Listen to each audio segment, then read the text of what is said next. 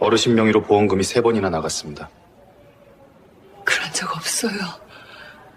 민정아, 너 왜 내 이름으로 보험금 청구를 했어? 그 한마디에 장례식장 복도가 그대로 얼어붙었습니다. 검은 정장을 입은 사람들 사이로 제 손이 떨렸습니다.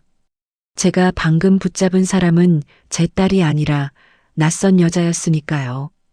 그런데도 그 여자는 제 딸의 목소리로 대답했습니다. 엄마, 지금은 묻지 마요. 그 말이 끝나자마자 제 휴대폰이 진동했습니다. 발신자는 제 딸 민정이었습니다. 엄마, 나 지금 병원인데 누구랑 말해요. 이바구 시작 전에 구독과 좋아요 부탁드리며 끝까지 함께 해주세요. 오늘 이야기는 장례식장에서 시작됐습니다. 저는 올해 72입니다. 남편을 먼저 보내고 혼자 살았습니다. 딸 민정 하나만 보고 버텼습니다. 민정이는 결혼 후에도 자주 전화했고 아픈 곳은 없는지 늘 물었습니다. 그래서 저는 믿었습니다. 내 늙은 노후를 이 아이가 지켜줄 거라고요. 장례식장에 온 것 같은 아파트에 살던 박노인의 부인이 돌아가셨기 때문입니다. 문상은 예의니까요. 그런데 빈소복도에서 낯선 여자가 제 이름을 부르고 있었습니다. 김정숙 어머님 맞으시죠? 제가 누구냐고 묻자 여자가 명함을 내밀었습니다. 보험사 조사팀이라고 했습니다. 저는 순간 심장이 내려앉았습니다. 왜 보험사 사람이 장례식장에 와서 내 이름을 부르지? 여자는 제게 아주 조용히 물었습니다. 어머님, 지난달에 상해보험 청구하신 적 있으세요? 저는 없다고 대답했습니다. 그랬더니 여자가 서류를 펼쳤습니다. 거기에는 분명히 제 이름과 주민번호 일부가 찍혀 있었습니다. 그리고 사고 내용이 적혀 있었습니다. 계단 낙상으로 손목 골절, 치료비 총액 312만 원. 저는 그 자리에서 말문이 막혔습니다. 저는 그날 계단에서 넘어지지 않았습니다. 손목도 멀쩡했습니다. 그런데 서류에는 제 도장이 찍혀 있었습니다. 정확히 말하면 제 도장처럼 보이는 인장이 찍혀 있었습니다. 그 순간 저는 딸의 얼굴이 떠올랐습니다. 민정이는 며칠 전 제 도장을 빌려갔습니다. 엄마, 서류에 도장 하나만 찍으면 돼요. 그때 민정이는 웃었고 저는 아무 의심도 하지 않았습니다. 여자가 다시 물었습니다. 도장과 신분증을 누가 관리하세요? 저는 목이 타들어갔습니다. 민정이라고 말하는 순간 모든 게 무너질 것 같았습니다. 그래서 얼버무렸습니다. 제가요. 그러자 여자가 고개를 저었습니다. 어머님, 그럼 이상합니다. 이 청구는 다른 병원에서 여러 번 반복됐습니다. 저는 귀를 의심했습니다. 여러 번이라고요. 여자는 낮게 말했습니다.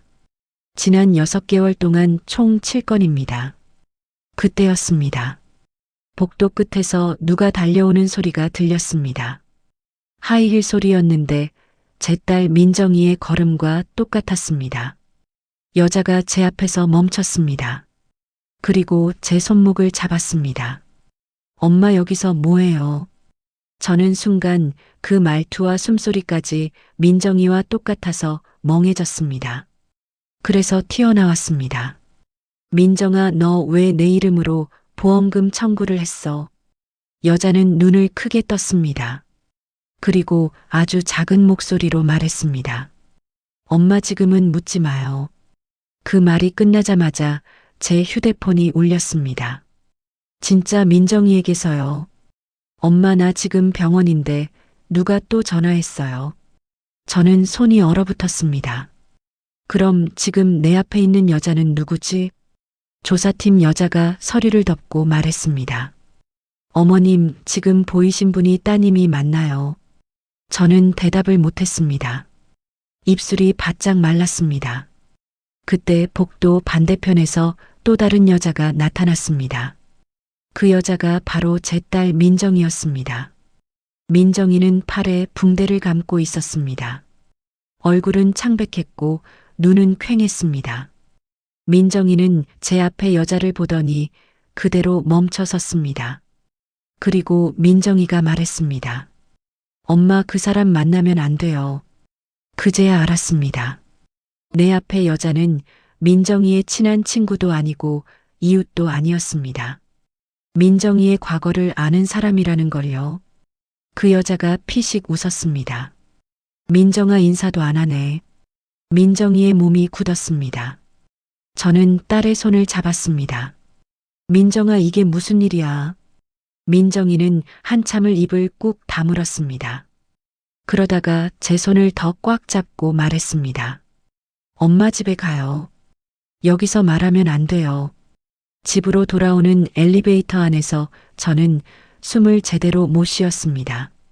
민정이는 계속 휴대폰을 붙잡고 있었습니다. 알림이 쉴 새 없이 떴습니다. 돈이라는 단어가 자꾸 눈에 걸렸습니다. 저는 결국 물었습니다. 민정아, 보험금 청구가 대체 뭔데? 민정이는 그제야 고개를 들었습니다. 그리고 아주 조용히 말했습니다. 엄마, 나 빚이 있어요. 그 말 한마디에 제 가슴이 내려앉았습니다. 딸은 결혼도 했고 남편도 직장도 있는데 무슨 빚이란 말입니까? 민정이는 그날을 설명했습니다. 남편 사업이 망했고 보증을 섰다고 했습니다. 그리고 그 보증이 민정이 이름으로 남았다고 했습니다. 집 담보는 이미 잡혔고 카드도 막혔고 대출도 안 나왔답니다. 그래서 민정이는 마지막으로 보험금을 떠올렸다고 했습니다. 엄마 이름으로요. 그 말을 듣는 순간 저는 화가 아니라 공포가 먼저 왔습니다. 내가 죽으면 누가 이걸 막지? 내가 살아있는 동안 내 이름이 망가지면 나는 어디로 가나? 노후는 돈도 없는데 신용까지 무너지면 끝입니다. 저는 단호하게 말했습니다. 당장 멈춰. 민정이는 울었습니다. 엄마, 나도 멈추고 싶었어요. 근데 그 여자가 방법을 알려줬어요. 그 여자가 내 앞에 그 여자였습니다.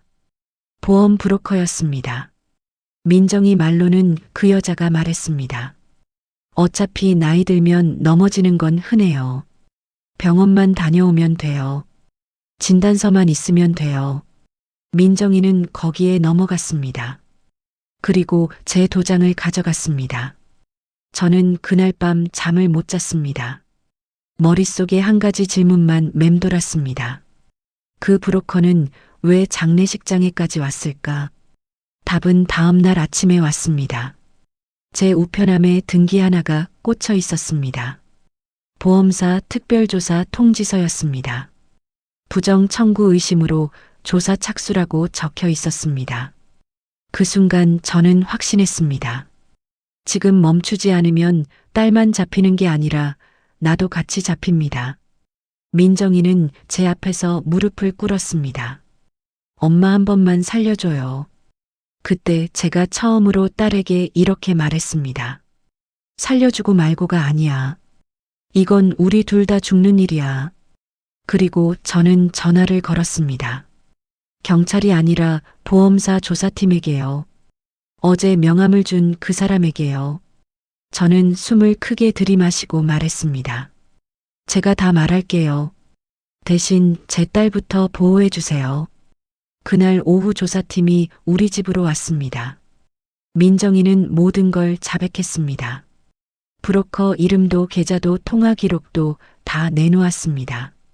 조사팀은 말했습니다. 자진 신고는 도움이 됩니다. 하지만 이미 돈이 빠져나간 이상 환수 절차가 필요합니다. 민정이는 울면서 고개를 끄덕였습니다. 그리고 저는 그때 처음 알았습니다. 보험금이 민정이 손에 남아있지 않았다는 걸요. 브로커가 수수료를 떼고 현금으로 빼갔고 남편의 빚으로 바로 흘러 들어갔습니다. 며칠 뒤 제 딸에게서 문자가 왔습니다. 엄마, 나 경찰서 다녀왔어. 나 진짜 다 말했어. 그리고 엄마, 나 이제부터 엄마 이름으로 아무것도 안 할게. 그러니까 나를 한 번만 다시 믿어줘. 그 문자 끝에 한 줄이 더 있었습니다. 엄마 나 오늘 처음으로 숨이 쉬어졌어. 저는 그 문자를 보고 한참을 울었습니다. 화가 나서가 아니라 딸이 그동안 숨을 못 쉬고 살았다는 걸 이제야 알아서요. 하지만 여기서 끝이 아니었습니다. 며칠 뒤 모르는 번호로 문자가 왔습니다. 할머니, 따님이 다 불었네요. 그럼 다음은 할머니 차례죠. 저는 손끝이 얼어붙었습니다. 브로커였습니다. 저는 그날 딸을 불러 앉혔습니다. 그리고 딱 한마디 했습니다. 이 돈은 내 노후를 위해 모은 돈인데 그 돈 갚는 곳에 써. 그리고 절대 나쁜 생각, 나쁜 짓 하지 않기로 해. 나는 내 비상금을 내 딸 민정이에게 주었습니다. 민정아, 이제는 내가 나를 지켜. 민정이는 고개를 끄덕였습니다. 우리 모녀는 그날 밤 경찰서에 다시 갔습니다. 브로커 협박 문자까지 제출했습니다. 그리고 저는 처음으로 제 통장을 바꿨습니다. 도장을 없앴습니다. 신분증 사본도 다 회수했습니다. 제 이름을 제 손으로 다시 지켰습니다. 오늘의 이바구는 여기까지입니다. 이런 사연은 남의 일이 아닙니다. 시니어 노후는 건강만큼이나 신용이 생명입니다. 구독과 좋아요를 눌러두시면 다음 편에서 브로커가 노인을 노리는 수법과 가족이라도 반드시 막아야 하는 서류 3가지를 쉽게 정리해서 알려드리겠습니다.